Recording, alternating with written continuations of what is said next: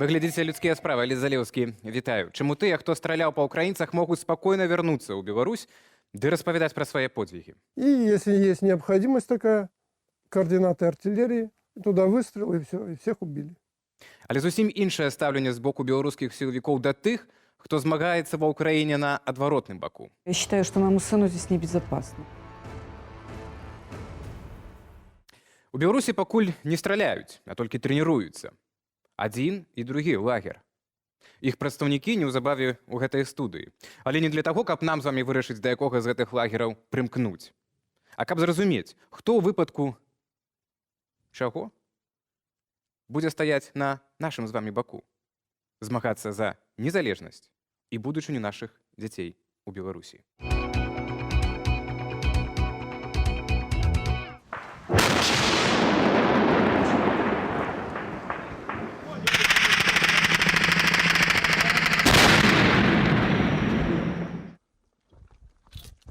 Да, эту посадку. Ближе, 300 метров. 400, ближе 400. Это Алексей вас тут.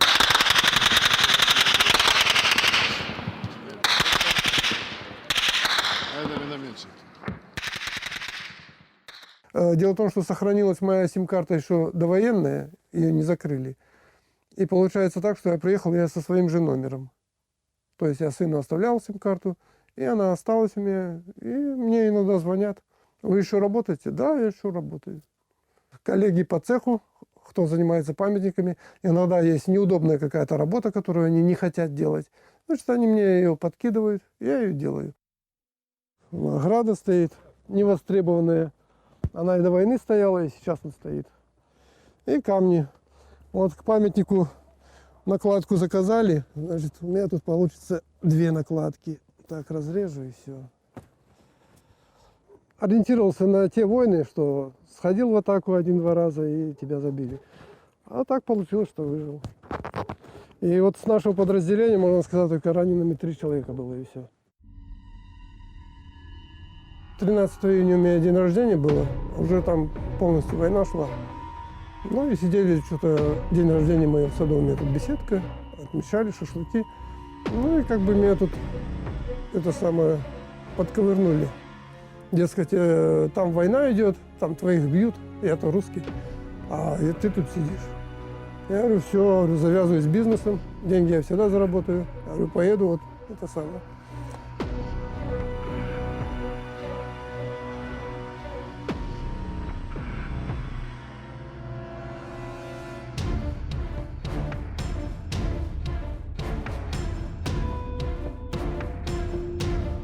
На Луганске, вот я туда приехал, он был весь разбит.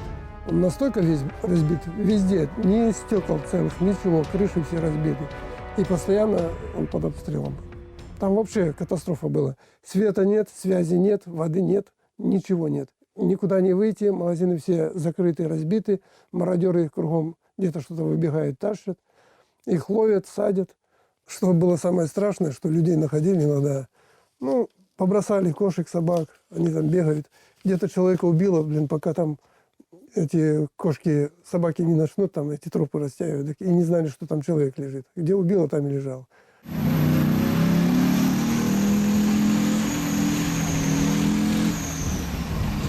Вот. Нас оставили охранять блокпост до 3 часов. С банок остаются укры. Вот пацаны снаряды. Я был в батальоне «Заря» сразу. Там где-то было порядка, ой, я не знаю, но где-то 250 человек, только одних сербов. С Закавказья было очень много кавказцев. Но большинством вот вся наша армия состояла в основном из приезжих. То есть местные сами по себе, они бы не отстояли. То у нас в подразделении вот с Беларуси я был, с России были. Но с Беларуси вообще-то на нашей стороне мало было народу. Наверное, на той было больше. Заехали на казачью базу. Ну, вижу, идет парень такой в шляпе, с пером с каким-то. Ну, так стоим еще, смотрим, я говорю, француз какой-то. А казаки идут, там ему что-то показывают, туда-сюда. Ну, показали. А потом, оказывается, бразилец. А почем в Казани мы там чай пили, вижу, вот у него разговор русский, но как по книгам. То есть он, у него нет никакого наречия. Он по книгам язык выучил. Предки, видимо, давно уехали, и он чисто литературно разговаривает.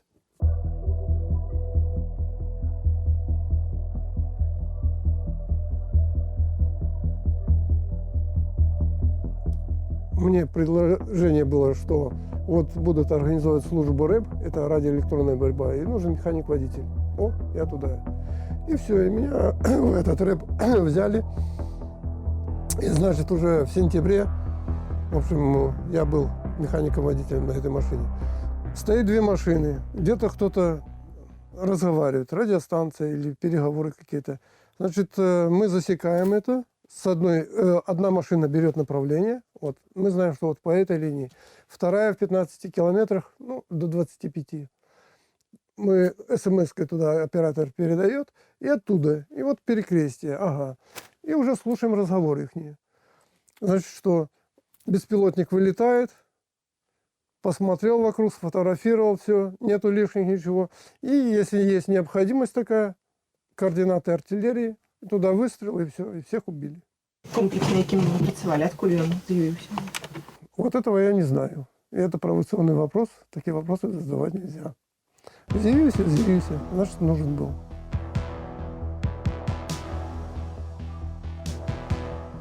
Уже бои кончились, вот эти Минские соглашения, переговоры начались туда-сюда. И, в принципе, бои, ну, какие остались там, казаки иногда там на границе. Оттуда там понапиваются, стреляют. Ну, наши казаки до сих пор стоят через каждые 200 метров по линии соприкосновения. Но я говорю, все, пацаны, война кончилась, говорю, мне неинтересно эти построения, эти, чуть ли не это самое, хором нужно здороваться, там это самое, чуть ли не ура кричать.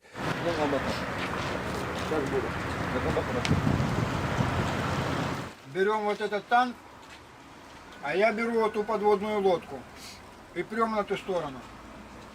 И волков там. Но дело в том, что я не сразу поехал домой. Война здесь кончилась, я хотел ехать в Сирию. Россия начала правильно воевать. Не нужно ждать, когда эта зараза приползет сюда. Они там уже большую часть Сирии, половину Ирака оккупировали, это исламское государство. И они вот со своими идеями уже на Кавказ заползли, в Казахстан, в Дагестан. Ну, и что? И они и сюда приползут. Поэтому их нужно там уничтожить, не ждать. То есть нужно заранее это все предвидеть, и все. Я в Москве дважды в сирийское посольство ходил. Телефоны свои оставил. Мне, да, мы тебе позвоним. Ну и что? Не позвонили мне. Я так понял, что, может, по возрасту меня не хотят. Хотя, в принципе, вот я как сапер бы загодился.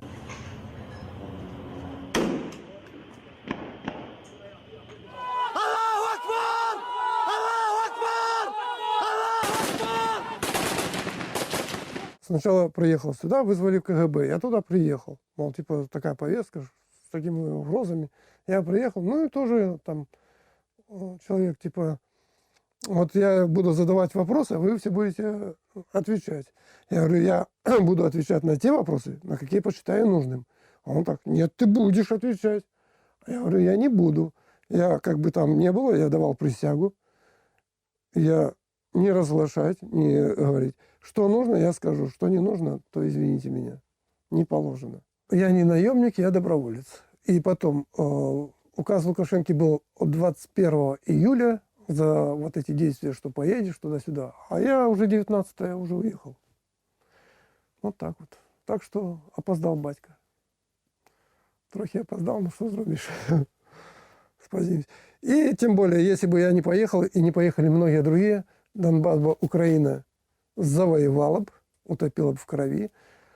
И уже ее после этого, если бы она справилась с Донбассом, ее бы приняли в НАТО, и уже враги, а я считаю, НАТО это враги, они бы уже стояли у границ Гомельской области.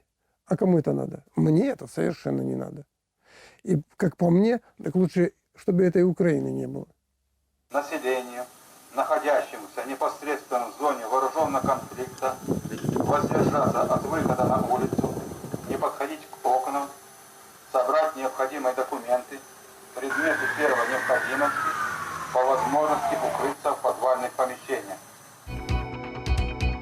Ну, цікавы рэпартаж ад Ганны Бадзяк. І для мяне таксама шмат было новага і цікавага, у прыватнасці той факт, што, напрыклад, там, пад Луганскам, дзе і ваяваў наш герой з Барысава, мясцовыя не змагаліся па ягоным прызнанням, а толькі прыезджыя. Сербы, оказывается, аж на 250, і рускія. Важная інфармацыя, думаю, для нас таксама тут у Беларусі, ведаць, якім чынам там адбываюцца ваенныя дзеянні, хто падштурхоўвае і хто іх рэалізуе. Ну і побач са мной таксама у студыі знаходзіцца адзін з казакоў. Будзе упірацца, што гэта не той казак, не серб, не рускі.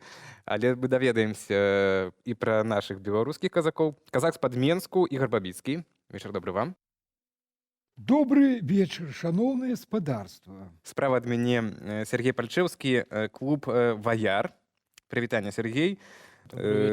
Клуб «Ваяр» — гэта... Шукаў у інтэрнэце, як дакладна вас прадставіць. Ну, рашучае крыло маладога фронту, так яны прадстаўляюць. Па вялікаму рахунку хлопцы трэніруюцца і рыхтуюцца да магчымых ваенных дзеянняў на тэрыторыі Беларусі, а цяпер трэніруюцца ў лясах. Так, трэніруемся. Ну, «Ваяр» паўстаў спачатку як адказ на з'яўленне казацкіх арганізацый. Вось прадстаўнік з якіх з намі сёння дыскутуе. Вось, ну, наша мэта асноўная нашага клуба — гэта падрыхтавацца да магчымай расійскай агрэсіі. Ну, мець мажлівасць годна супрацьстаяць у выпадку баявых дзеянняў. Спадары Ігар, я не паспеў вас прадставіць да канца. Нашчадны, мы тут доўга таксама, дарэчы, спрачаліся, як вас правільна прадставіць. Нашчадны казак, у якім пакаленні? У пятым пакаленні. Стаяў ля вытокаў беларускага казацтва і яшчэ некалькіх арганізацый падобнага кшталту, кадэцкіх класаў казацкіх у прыватнасці. І цяпер сядзіць вось у нашай студыі ў форме, як высветлілася, не беларускага казацтва, а кубанскіх казакоў. Кубанских, это родовая форма.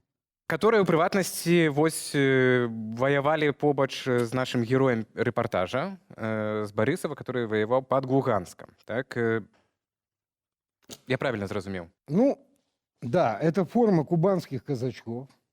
Значит, ну, это парадная форма, назовем так. Значит, равносильно тому, что у туркменов, у белорусов, там, у балтов, у французов, у каждого есть своя национальная одежда. Вот это и есть национальная казачья одежда. Хочацца паразмаўляць пра дзень сённяшні і пра дзень заўтрашні. Пра дзень заўтрашні трошкі Сергей пачаў гаварыць пра магчымую агрэсію і рыхтаванне з вашага боку. Спадар Ігара, вы, казакоў, дзеля чаго, навошта рыхтуеце? Для таго, каб яны таксама пасля паехалі ў Луганск, воевали пасля ў Сірыю, там еще у нас герой таксама ездил. Хорошо, говорю так. Вот мой сын. Тогда ему было 6 лет. С 3 лет он уже в седле, то есть по казачьим традициям. Он шикарно владеет фланкировкой, то есть это владение холодным оружием, стрельбой. Это ему 6 лет. А вот 2016 год. Вооруженные силы Республики Беларусь. 30-я бригада в Слуцке. То есть, почему я принес 3 фотографии? Вот оно, для чего мы готовим казачат. К защите своего Отечества. Начиная с малых лет. Ваше Отечество, айчина ваша, это Россия, я так разумею? Я громадянин Республики Беларусь. И это моя айчина. И мой сын служит не в российской армии, а в белорусской. А чему вы тогда на Донбасс ездили? Наколькі я Значит, постановка вопроса неправильна. Чему вы ездили на Донбасс? Так, які воюють супротив України за Россию? На Донбасс я не ездил. Не ездил. Але... То, что казаки там были, казаки привязаны, это не нация, это сословие. Они привязаны не как к государству, а как к своей земле. И если там участвуют казаки, а Донбасс это в принципе казачьи земли, и если убивают их жен, детей, стариков, это тоже конкретные факты. Но нашего героя там не убивали никого. Нет, я беру по факту, что творится. И сербские казаки, там, вот. И русские казаки, которые приезжают. Естественно, Отдели форму. То же самое с вашей стороны.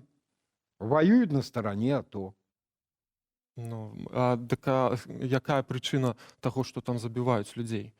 Забивають- Я лічу, що причина у тим, що Росія напала на Україну. І забиваються там українці. Вы знаете, лично мое мнение, лично, Так чему с субъективное, Россией не воюете? секунду, субъективное мнение, когда дерутся муж с женой, сосед обычно не принимает никакую сторону. Сосед старается их помирить. Это и есть Минские Ну, ёсць і іншая договоренности. аналогія. Ёсць аналогія, што калі суседнія две хаты гараць, то і пажар на трэцюю перакінуцца можа. І трэба быць ідыётам і крытынам, каб не бачыць той ж інфармацыйны фон, які цяпер ствараецца з боку расійскіх сродкаў масавай інфармацыі, з боку расійскага кіраўніцтва, а яно наўпрост указвае, што Беларусь паўтарае памылкі Украіны. Дык вось, у выпадку, калі паводле нашай усходняй суседкі Беларусь паўторыць памылку Украіны, мы не ведаем, што гэта значыць у іх інтэрпрэтацыі. Вы здымеце кубанскі казачы, так, свой касцюм, а праняце беларускі, Секундочку. ці тады якую айчыну, чыю вы Нет, будете давайте бараніць? так. Значит, вот Сергей в камуфляже находится. Я в Черкеске. Говорят, а ваша айчина? А по большому счету, казаки здесь издревле были на этой земле. У мяне Мы не берем исторический я факт. разумею. Но пока мою семью, мое государство, вот Беларусь, никто не трогает, я никуда не лезу. Но если затронут мою семью, я начну рвать. Точно так же, как и мои Неважно друзья. хто, неважно хто. А мне какая разница? Ну- Это моя семья. Зараз мы вернемся да гэтай размовы і самае галоўнае, задамося пытанне, добра, сям'ю, а ці вот гіпатэтычна не апынецца так, што цяпер мы тут сядзім за адным сталом, а пасля вы будзеце ў розных акопах, а пакуль што наш наступны рэпартаж, і ён у гэтым выпадку ўжо прысвечаны адваротнаму боку, калі ў першым мы бачылі героя, который герой рэпартажа, который ваяваў Беларусь, ваяваў на баку ДНР і страляў па украінцам, то цяпер раскажам пра тых, хто воюе на баку украінцаў. Правда, у адрозненне ад нашага першага героя, яны не могуць вярнуцца дадому да сваіх бацькоў. Калі ласка.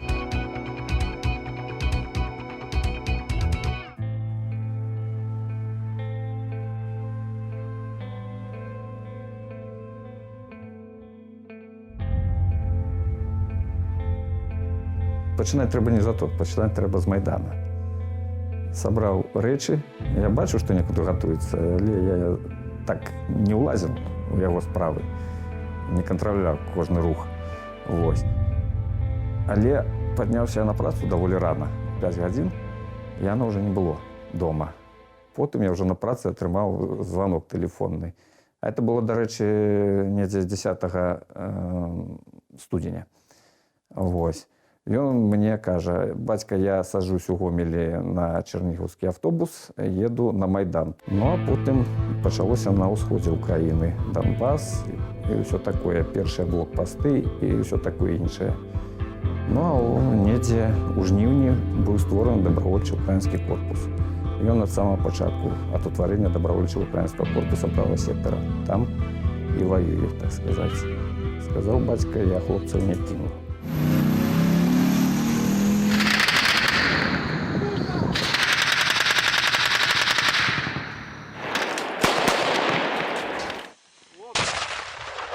Я свайго сына добра ведаю. У ім заўсёды было такое, ён праз сябе чужы боль прапускае. Таму это солідарнасць. Это не чужая вайна, это солідарнасць з чужой бядой. Это дапамога.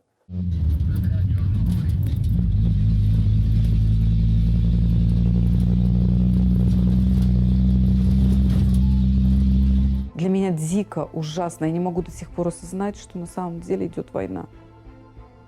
И когда мне говорят, что ваш сын причастен к этому, я тоже не могу этого принять.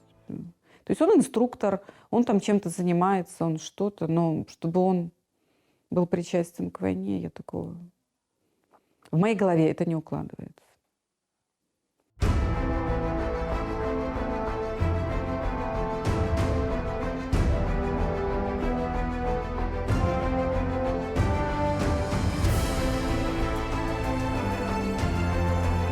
Ну, сын, я знаю, уехал на Украину, и не более того.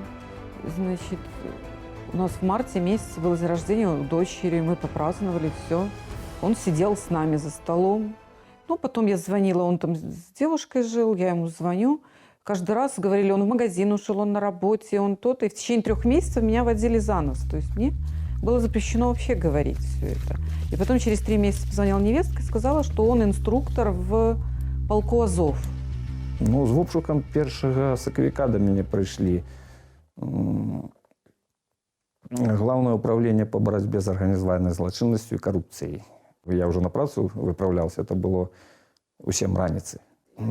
Шукали какие-нибудь доказы противоправной деятельности Яна Викторовича. Ну, чому ж ці вилучали мої особисті речі? Вінчестер з комп'ютера, смартфон. До сей поры ничего не вернуто. Вот. Я шла на дачу, никого не трогала. И вдруг я услышала шаги, я обернулась назад, стоял мужчина очень приличный, с большим бревном каким-то, и он начал бить меня по голове. Я даже не знаю, как я убежала, я ничего не... Но до этого не было вообще никогда. Я в Селисан домом вошла. И никогда, даже в страшном сне не могла придумать, что на меня будет какое-то покушение. Милиция, конечно же, никого не нашла. Они мне прислали какую-то отписку вообще глупую, что в связи с тем, что лес не является общественным местом, значит, нарушения общественного порядка не было, и в возбуждении уголовного дела вам отказано. Я считаю, что меня тут человек хотел просто убить. И я сыну тут же написала, с чем бы это ни было связано, ни в коем случае не едь в Беларусь, потому что КГБ приходили с обыском, там какие-то вот вещи мне плохие говорили. Поэтому я считаю, что моему сыну здесь небезопасно.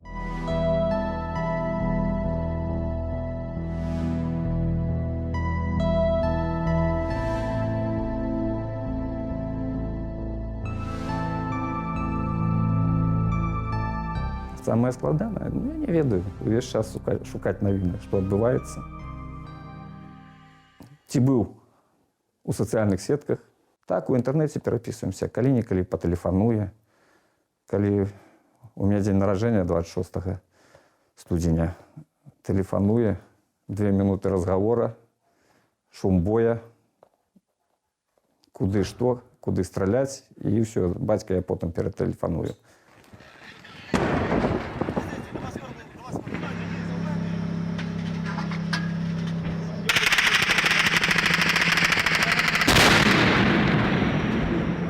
Если бы, конечно, была моя возможность, да, я вот так вот бы стала, развела бы всех и сказала: война, прекратись.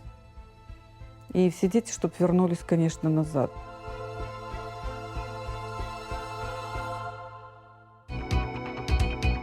Ну, маё асабістае меркаванне, што вось гэтым дабравольцам беларускім, якія ваююць на баку Украіны, мы павінны, ну, мы павінны іх усяляк падтрымліваць. Таму што вось нават спадар Ігар сказаў такую мысль, што гэта не наша вайна, мы не павінны там лезці ў справы Украіны і Расіі. Але я насамрэч так не лічу. Вось была такая гісторыя, ёсць такі палітык украінскі, да яго па-рознаму ставяцца, Зміцер Карчынскі. Ён у свой час узначальваў УНАУНСО. І ў 92-м годзе яны ваявалі ў Абхазіі на баку Грузіі. То бок фактычна ваявалі яны не супраць Абхазіі, а супраць расійскіх міратворцаў, якія ваявалі, ну, фактычна яны ваявалі на баку Абхазу. Так вось спыталі журналісту яго, чаму вы там ваюеце, гэта не наша вайна. Ён ім сказаў, што пакуль мы маем фронт на Каўказе, мы не маем яго ў Крыму. І я лічу, што у Беларусі... Хотя ўжо было позна, да рэчы. Так. Вось час прайшоў, і мы бачым, што адбылося. Фронт не ў Крыму маюць Украіна зараз, але на Донбасе, таму што за Крым не змагаліся. І я думаю, што Беларусь зараз яна стаіць у падобнай сітуацыі, як Украіна ў 92-м годзе. То бок мы можам зараз сказаць, што пакуль мы маем фронт на Донбасе, мы не маем яго ў Магілёўскай вобласці ці ў Менску нават. тут у гэтым горадзе. Таму мы павінны усяляк дапамагаць гэтым хлопцам, якія там змагаюцца, таму што яны зараз фактычна ваююць нават не за Украіну, а за Беларусь. Яны там спрабуюць спыніць ворага. Если хотите воевать, грубо говоря, и одна сторона, и вторая, воюйте солдат с солдатом, но не уничтожайте детей, женщин и стариков. Спадар Ігор, тое, што вы цяпер займаецеся, это абсалютна дэмагогія, таму што на вайне няма аднаго бока, который бомбят же Киев. выдатна Киев ведаеце, же тым не больш вы казак бомбят, і ваенную справу ведаеце. Не Киев Калі не вайна, бомбят. ні адзін, ні другі бок няма чыстого белого, который бы мирное насельніцтва, Согласен. мирное насельніцтва у любым Согласен. выпадку, у любой вайне пакутуе ад абодвух бакоў, которые В стреляюць. Киеве не І бомбят, цяпер мы тут з вами размаўляем и акурат ракеты не рвутся. у сітуацыі, калі вайна побач, калі інфармацыйны шум вельмі неспрыяльны цяпер для мірнай Беларусі, фон і шум навокал нас, і мы хочам зразумець, калі прыйдзе небяспека, хлопцы, вы будзеце ў адным акопе ці па абодва? Вот вы як лічыце? Коли придет небеспека для Беларуси, подчеркиваю, для Беларуси, я думаю, мы будем в одном окопе. Но если это будет касаться Беларуси, тогда, я думаю, у нас цель будет одна – защитить Беларусь. Пока на Беларусь никто не нападает, у нас, естественно, точки зрения разные. И это тоже нормально. Я вось думаю, што калі, напрыклад, будзе пагроза з боку Расіі, і Расія на нас нападзе, то мы з вами ў адным акопе ўсё ж такі не акажемся. Я думаю, што калі вось гэтыя казачкі, яны адчуюць за сваімі плячымі моц расійскай арміі, то пачнуць, напрыклад, свядомых беларусаў, якія размаўляюць на мове беларускай, пачнуць іх просто рэзаць, як гэта рабілася на Донбасе. Напрыклад, той же Горлаўкі. Генерал-даватор, которого немцы называли казак-инженераль, был уроженец деревни Хотина, Бешенсковичский район, Витебская область. А что скажет атаман? Вот вы кажете, вот семья, дом. У вас же столько, вот вы сказали, что вы стояли у вытоку там белорусского казацтва, еще 3 союзов казацких. Это не насчет 3 союзов, у каждого свои есть движения, свои атаманы. Это как общественное объединение. Что вы хотели сказать? Ну, то есть, что, может, вы со своими коллегами будете по разные боки окопов? Ну, вообще-то... Я думаю, что вы не раз про это задумывались.